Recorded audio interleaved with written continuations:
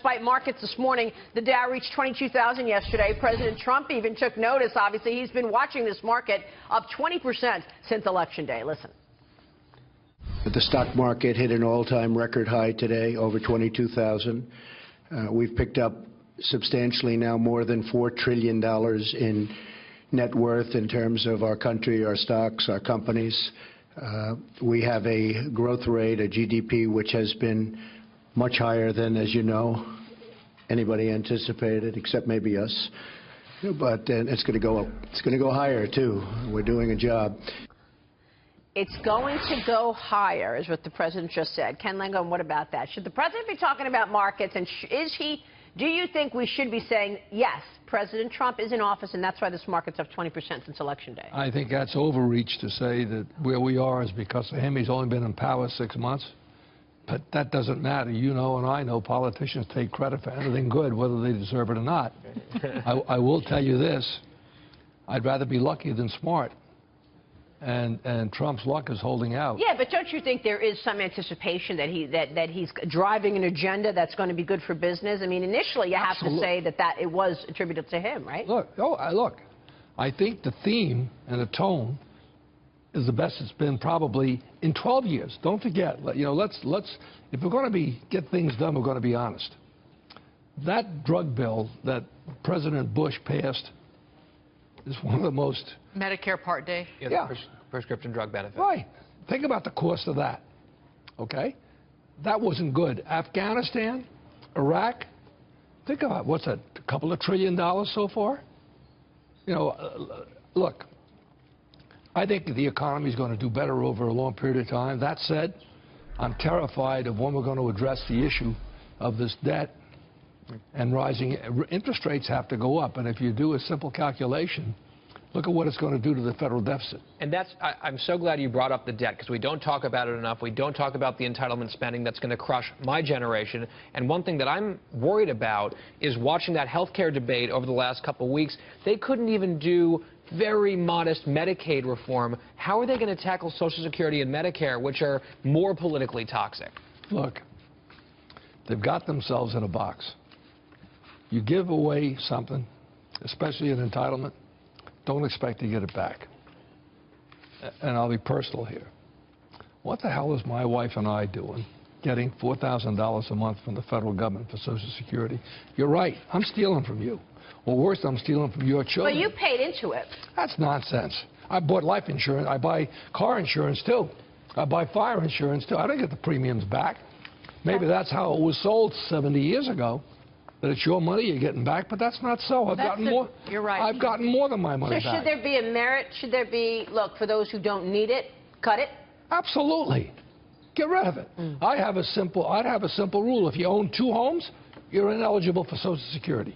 But again, I think that's a good rule. That is the politicians are lying to the American people. We talk about this. You know who does talk about Medicare and Social Security and the looming entitlement crisis? We do on this very program. It gets brought up more than once a week. I tell my parents this. They are taking more out of Medicare than they ever put into Medicare. It's broken and busted because that's why it has a $50 trillion hole in it. And nothing will get fixed.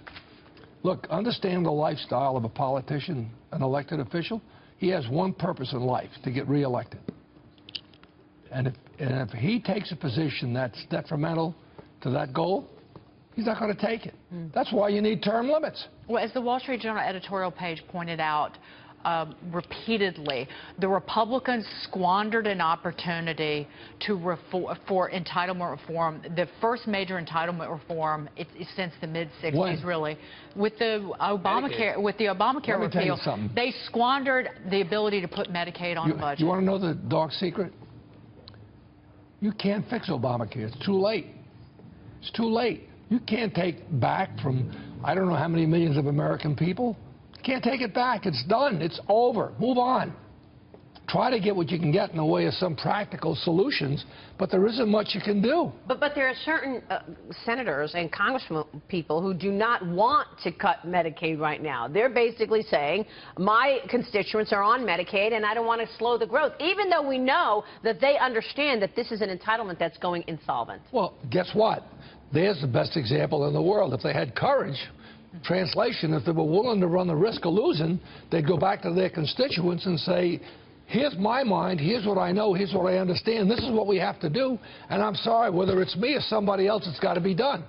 Right. It was literally, though, I always pointed to Governor John Kasich, and I always pointed to Governor John Kasich. All they tried to do is slow the growth in the Medicaid spending, and to force the governors in these states to accepted this expanded funding to manage that money better, to prioritize the most needy on Medicaid. Which the expansion didn't. It sounds like it's so perverse the way they set this up, where the less needy people get more government subsidies from the federal government, and just equalizing that treatment. Well, that's what's happened over the last 8 years under President Obama. I know, but I'm saying the system that they set up, it's so many perverse incentives, and going back to the biggest perverse incentive is politicians saying, this thing is popular right now with these people, I don't want to annoy them because I'm getting reelected, and the long-term solvency of the country is just on the back burner year after year after year, and it gets demoralizing. Look, Stan Druckenmiller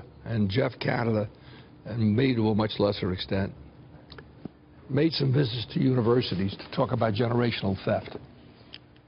If 21 and 20, they've got a lot of energy, 22, 23, passionate, idealistic.